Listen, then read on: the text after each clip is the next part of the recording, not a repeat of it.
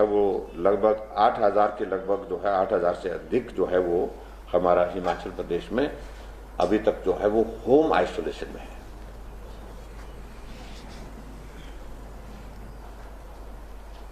और home isolation के mechanism को स्ट्रेंथन करने के लिए, मजबूत करने के लिए हम अभी जो ये डिस्ट्रिक्ट वाइज जा रहे हैं उसके लिए फोकस होकर के काम कर रहे हैं पूरे स्टेट में।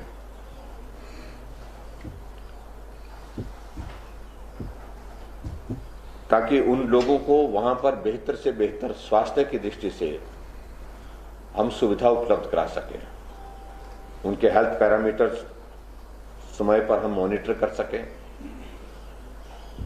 और किसी की अगर तबीयत ज्यादा खराब होती है तो उसकी शिफ्टिंग का अरेंजमेंट हॉस्पिटल के लिए फर्दर बेटर ट्रीटमेंट के लिए उस बात को सुनिश्चित कर सके। इन सारी चीजों को लेकर के इन दिनों में जो हम ये डिस्ट्रिक्ट वाइज हम टूर कर रहे हैं वो सारी चीज को देख रहे हैं। और अभी जो फिलहाल जो हमारा ये टूर इस प्रकार से डिस्ट्रिक्ट वाइज रखा है उसका मुख्य उद्देश्य यह है कि जो हालात लग रहे हैं, जो परिस्थितियां हमारे सामने जो दिख रही हैं, ऐसी परिस्थितियों में हमें अपनी सारी व्यवस्थाओं को मजबूत करने की जरूरत है। हमको अपनी बेड कैपेसिटी बढ़ाने के लिए प्लान करना पड़ रहा है। एट प्रेजेंट हमारे पास लगभग 1650 के लगभग जो है वो बेड कैपेसिटी अवेलेबल है हिमाचल प्रदेश में। लेकिन हमको ये लग रहा है कि हमको इसको तुरंत जो है बढ़ा करके जो है वो 2000 और 3000 तक इसको प्लान करना चाहिए। उसके लिए हम वर्कआउट कर रहे हैं। डिस्ट्रिक्ट में जाकर के आजकल ये कोविड की मॉनिटरिंग करने के लिए हम इसलिए निकले हैं कि हम सारी चीजों को देख रहे हैं कि हमारी जो सप्लाई चेन है उसमें कहीं किसी तरह की कठिनाई आने वाले समय में ना आए। अगर ऐसी सूरत आती है कि मामलों में और ज्यादा बढ़ोतरी होती है तो क्या हमारे पास पीपी किट का अरेंजमेंट उसके मुताबिक होगा, क्या हमारे पास मास्क का अरेंजमेंट, सैनिटाइजर का अरेंजमेंट और सारी चीजों को लेकर के।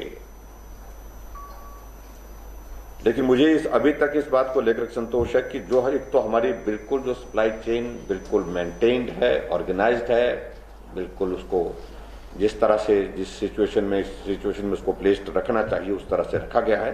उसमें किसी भी तरह की कोई कठिनाई नहीं है। कुछ जगह इस बात को लेकर के हल्की फुल्की बातें सुनी गई कि भी ऑक्सीजन से रिलेटेड। मैं इतना जरूर कहना चाहता हूं कि हिमाचल प्रदेश में कहीं भी ऑक्सीजन की कमी नहीं है और ना ही होने देंगे।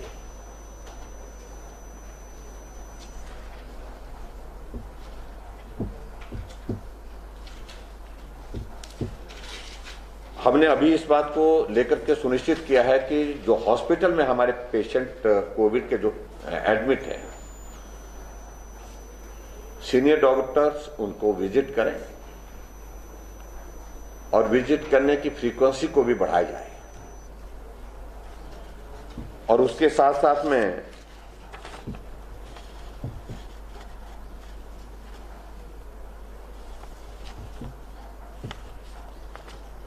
जो हमारे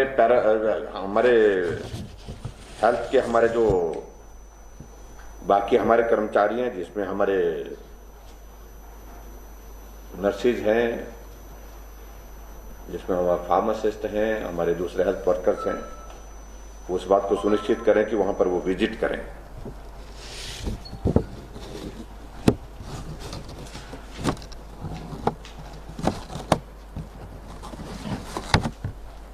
ताकि वहां पर किसी भी प्रकार की किसी को जरूरत हो, क्योंकि स्वाभाविक रूप से इस बात को हमको मान के चलना पड़ेगा। इस वायरस के कारण ऐसी परिस्थिति है कि ना घर का कोई आदमी मरीज को हॉस्पिटल में मिल सकता है, ना ही साथी मिल सकता है, ना दोस्त मिल सकता है। ऐसी सूरत में सारे का सारा ये दारोमदार, ये दायित्व, ये जिम्मेवारी हमारे जो फ्रंट लाइन वर्कर्स और जो हेल्थ केयर वर्कर्स उनके ऊपर है, और वो जिम्मेवारी के साथ काम कर रहे हैं। और बेहतर सुविधाएं देने के लिए उनके लिए जो प्रयत्न प्रयास किए जा सकते हैं उसके लिए हम बिल्कुल लगातार उसकी मॉनिटरिंग कर रहे हैं। उनको खाना समय पर मिले, खाना गर्म मिले, ठीक खाना मिले, अच्छी क्वालिटी का, इन सारी चीजों को लेकर इंश्योर करने की कोशिशें चल रही है। और पर्टिकुलरली मैं इतना जरूर कहना चाहता हूं जो हमारे होम आइसोलेशन में है, क्योंकि होम आइसोलेशन में बहुत बड़ा नंबर है, उनके लिए वहां पर बेहतर स्वास्थ्य की सुविधाएं कैसे हम दे सकें। पर्टिकुलरली उनके जो जिस प्रकार से हेल्थ पैरामीटर्स को जो मॉनिटर करने की लिए जरूरत पड़ती है, उसमें आगे बढ़कर के हम काम कर सकें। उसमें चाहे वो आशा वर्कर्स हैं, चाहे हमारे हेल्थ केयर वर्कर्स हैं, वो जाकर के वहां पर सारी चीज को कर रहे हैं।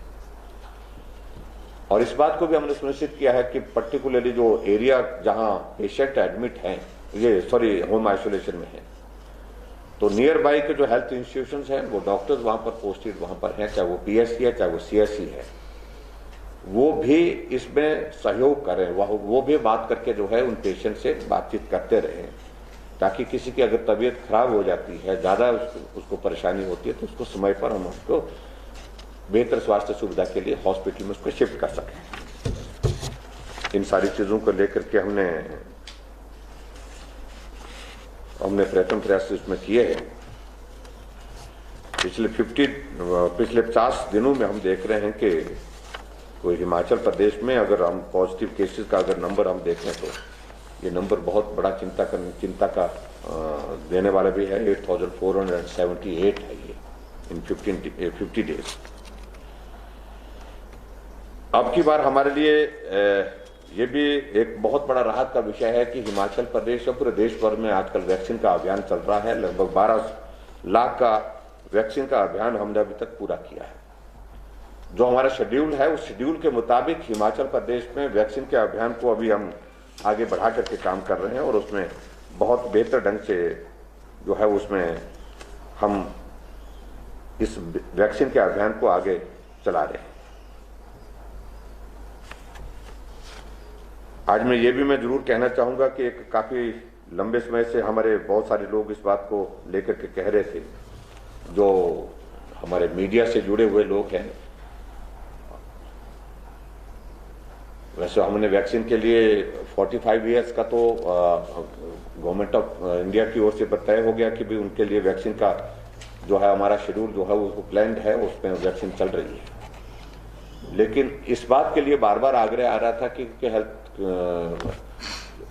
के हमारे जितने अधिकारियों के समक्ष में भी और उसके साथ साथ हमारे समक्ष में भी बात आ रही थी कि जो पर्टिकुलरली जो मीडिया जगत से जुड़े हुए लोग हैं वो भी इस वैक्सीन के इस अभियान के दायरे में आने चाहिए। 45 ईयर्स के ऊपर तो ऑलरेडी है ही है, लेकिन मैं ये भी जरूर कहूंगा कि बहुत सारी स्टेट ने इस दिशा में आगे बढ़ करके काम किया, तो हिमाचल प्रदेश में भी जिस भी मीडिया कर्मी को वैक्सीन के इस अभियान में लगता है कि भी हमको भी वैक्सीन लगनी चाहिए, इसकी भी हम शुरुआत करेंगे और उसको बेहतर ढंग से, ताकि सबका जीवन सुरक्षित हो, व्यवस्थित हो, इस बात को लेकर के हम ये तय करेंगे।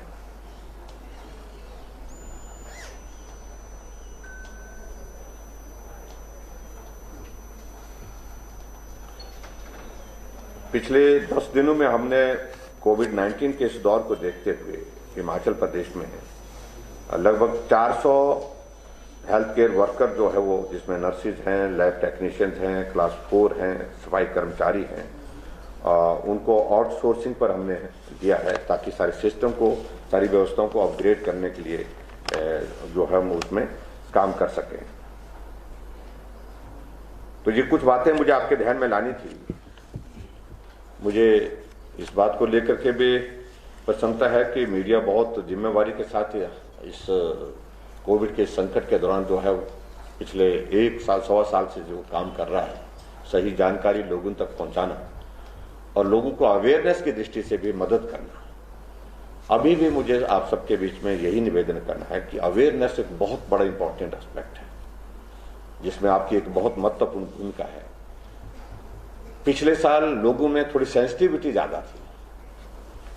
जब ये दौर शुरू हुआ था तो लोग अपने आप जाकर के मास्क बांट रहे थे, राशन बांट रहे थे, लोगों के बीच में जाकर के सैनिटाइजर बांट रहे थे, लोगों को अवेयरनेस की दृष्टि से आगे बढ़ करके काम कर रहे थे। चाहे वो एनजीओ हैं, चाहे वो हमारे इलेक्टेड रिप्रेजेंटेटिव जो पंचायती राज संस्थाओं के हैं, नगर परिषद के हैं, नगर पंचायत के हैं। अब की बार उस सारी चीज को देख करके थोड़ा हमको लगता है कि वो अवेयरनेस और जो एक कंसर्न जो उनका जो जिस प्रकार से दिखना चाहिए, लगना चाहिए, उसमें और ज्यादा काम करने की आवश्यकता है। इसलिए हमने हिमाचल प्रदेश के सभी पंचायती राज संस्थाओं के चुने हुए प्रतिनिधियों के साथ वीडियो कॉन्फ्रेंस करके उनसे आग्रह किया कि आपकी पंचायत के अंतर्गत अगर होम आइसोलेशन में हमारे कोविड के पेशेंट हैं तो उनके लिए आप सहयोगी के नाते, वहां मददगार के नाते जो है क्या कर सकते हैं। किसी के परिवार में घर को संभालने वाले 3 लोग हैं तो तीनों के तीनों संक्रमित हो गए हैं। परिवार के बाकी छोटे बच्चे हैं, उनको संभालने की जरूरत है। तो ऐसी परिस्थिति में वहां पर मदद करने के लिए हमारे पंचायत के चुने वो प्रतिनिधि काम करें, इस बात का भी हमने आग्रह किया है, लोग कर भी रहे। और बहुत सारी जगह इस बात को भी हमने देखा है कि समाज के दूसरे संगठन भी, एनजीओस, महिला मंडल है, युवक मंडल है, वो भी बहुत अच्छा काम कर रहे हैं। उनसे मेरा आप सबके माध्यम से इस बात के लिए जरूर आग्रह है, अपील है कि वो सक्रिय होकर के काम करें ताकि हम इस संक्रमण के, इस संकट के इस दौर में जो है बहुत बेहतर ढंग से जो है सारी चीजों को कर सकें। मुझे ये भी आपके बीच में जानकारी देनी है कि जो हमने ऑक्सीजन के 7 प्लांट जो धर्मशाला, हमीरपुर, चंबा, नाहन और मंडी ये स्थापित करने का निर्णय लिया है, जिसमें काम कुछ जगह पूरा हो गया, कुछ जगह थोड़ी कमी अगर रही है तो उसको भी तुरंत पूरा करने के लिए कह दिया है